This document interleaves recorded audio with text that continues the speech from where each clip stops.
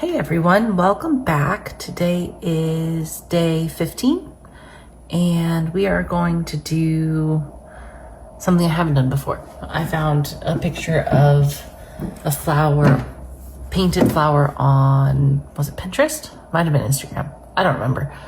One of them. I found it somewhere, so I'm going to try and do something similar. So let's get going.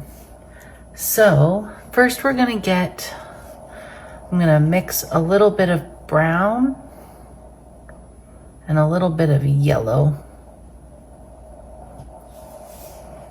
I want it to be on the more brown side than the yellow side. So I'm gonna just a little bit more brown.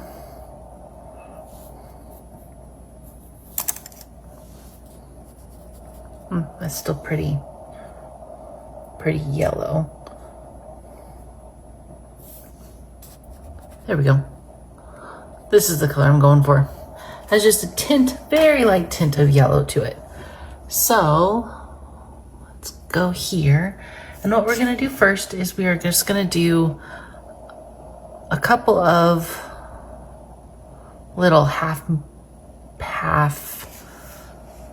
ovals, I guess. And we want them to be a little bit wider, not whiter, wider. So then we're gonna do like that. I'm gonna do one like here.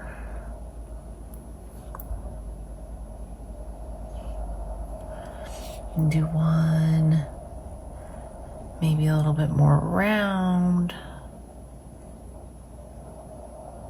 Like that. And we'll do one more here. And we're gonna do this one a little bit narrower and longer. Again, like I was saying yesterday, our flowers are not always facing the exact same direction. So we're going to try and get our flowers from straight on, kind of like this one. I love how this turned out. I would like to get better at hydrangeas. So we will be doing that again in the future. But kind of like what we did yesterday with all of our flowers being different directions, we're gonna try and do that again today. So one difficult thing to do with watercolor is the color white. And a big reason for that is, one, we're on white paper. So painting paint onto white paper, you can't see it. Maybe like slight because the paper is a different color white, but generally you don't see it. So what we want to do is we want to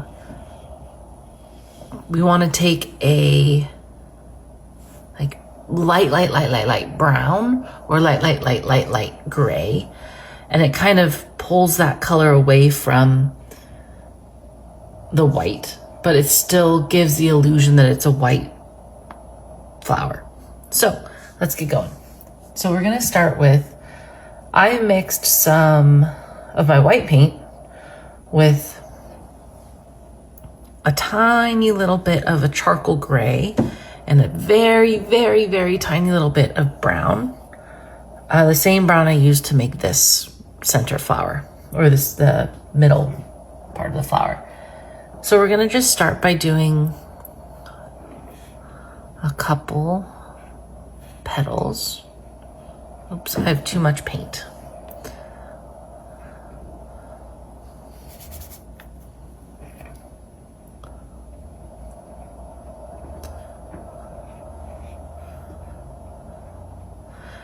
And it's okay if we get a little bit of bleeding from the middle of the flower.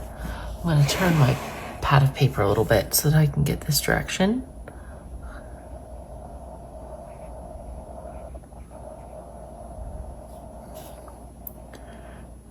Go bigger down here because we're facing the flower.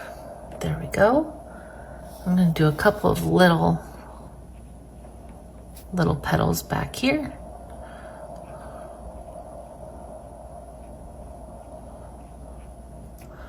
Like that. And then I'm going to go on to the next flower. So see, it's not white, but sort of implies that it's a white flower because we're not adding a ton of extra color.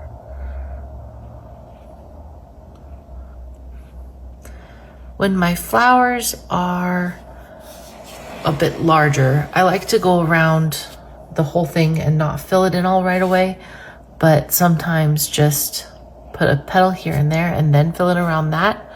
It helps me see and keep my flowers in the distance that I want it to be.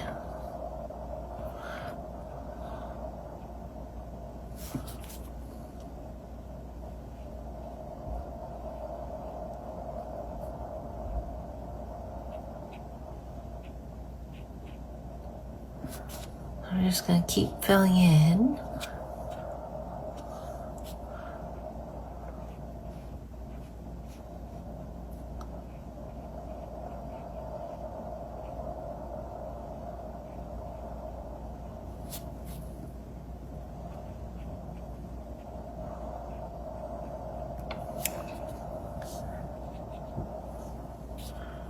And this one, I don't remember which direction I did for that, but we're going to take this one here.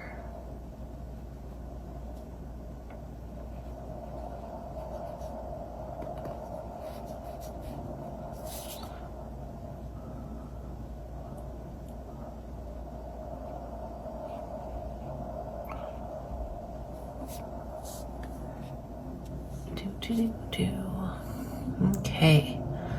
Still putting in the flower the flower petals here. Some grays. You can see in some little spots here, I'm not touching the paintbrush to the paper, I'm just pointing it out, that the paint had pulled into the petal a little bit. I did give it a little bit of time to dry because I like having a little bit more definition of the brown to the gray, but, whoops, knocking my water over here. There we go.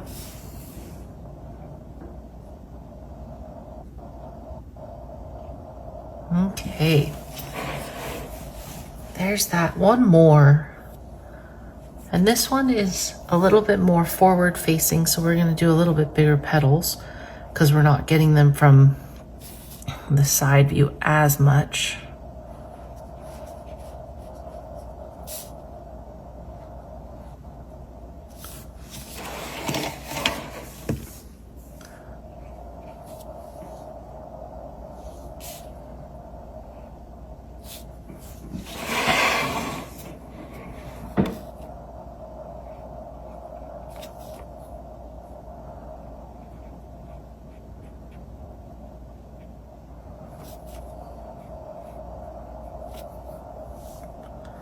Okay. It's really interesting to me, so I'll show you the color here on the palette in just a second. It definitely looks like it's a different color than what's on the paper.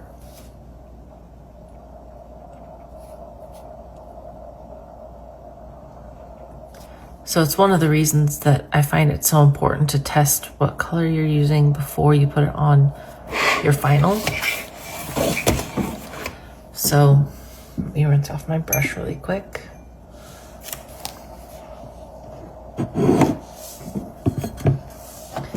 So for me, can we see it? This color here is what I've been using, and it actually looks really purple in my palette, but when I tested it on the paper, as you can see, I went through all these different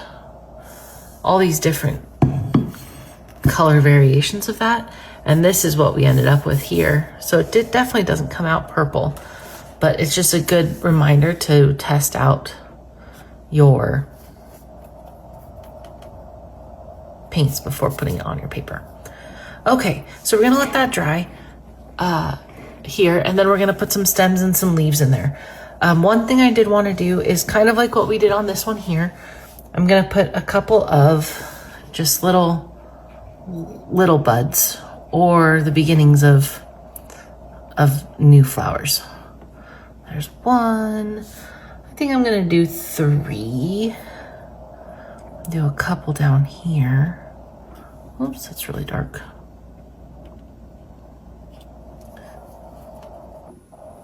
Okay, so we're back. It's not fully dry, but I'm gonna just go with it. So, just like we did yesterday with this yellow flower, we're gonna do pretty thin lines again. So, as we had talked about yesterday, we wanna kind of imagine where it's coming from, the middle of the flower, and we wanna do pretty straight lines. So I'm gonna say it's coming down this way, and coming down right here. And we're gonna do thin lines again, so we're gonna do pretty straight. And then it's gonna come down from this one, kind of down like this. We're gonna go straight down. I don't know if I actually want them to connect. I think I want separate stems this time. So we're gonna do pretty much straight down like this. And this one's coming down like this.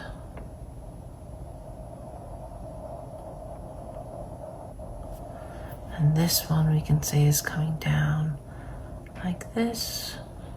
I guess we're going up like this to this one here. And then we can do little branches off like this.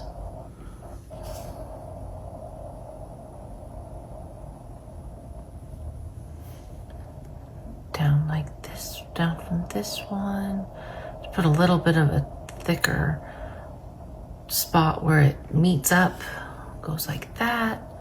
And let's do one more that comes up like this.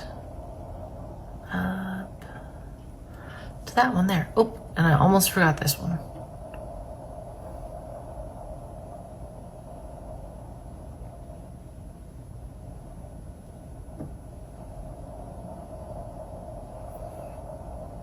Straight line down.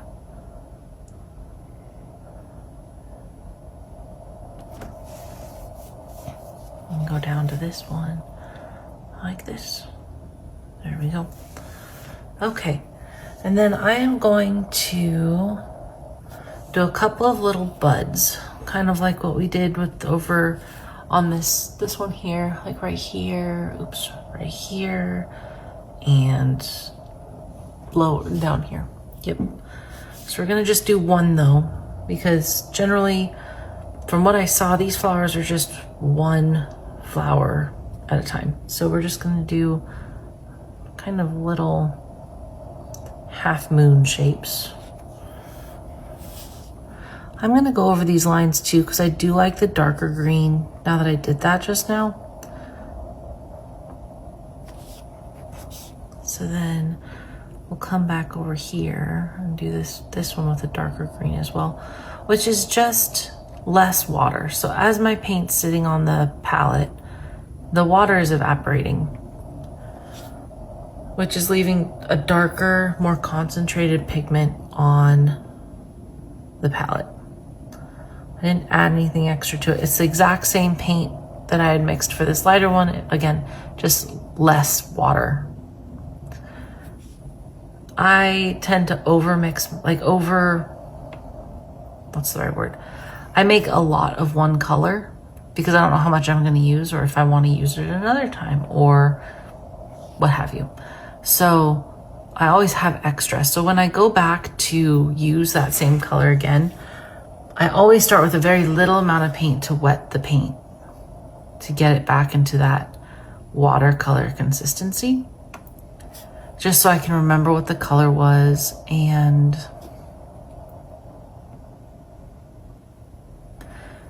get it back to what I want it to be for whatever the next painting is. Okay, there it is, a little darker. I'm liking that. Okay, so I'm gonna do maybe one or two. Where should I do them at? Maybe not. I don't know. I don't really want to add more over here, so maybe I'll add one here.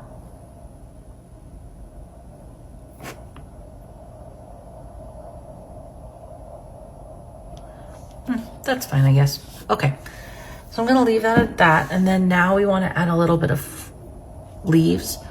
And what we're gonna do is we're just gonna draw a very thin line, very, very thin line over. We're just gonna kind of put some strokes over the top, like this, bloop, bloop, bloop. They don't need to be even. We're just kind of doing a very loose leaf. You know, add a little bit here, kind of like what we did before on the one yesterday. I'm gonna do one up here like this. Very thin line, just so we kind of have a direction of where we want our leaves to be.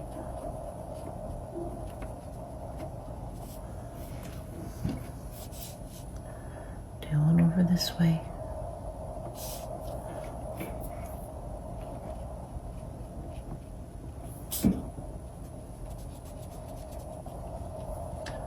Okay.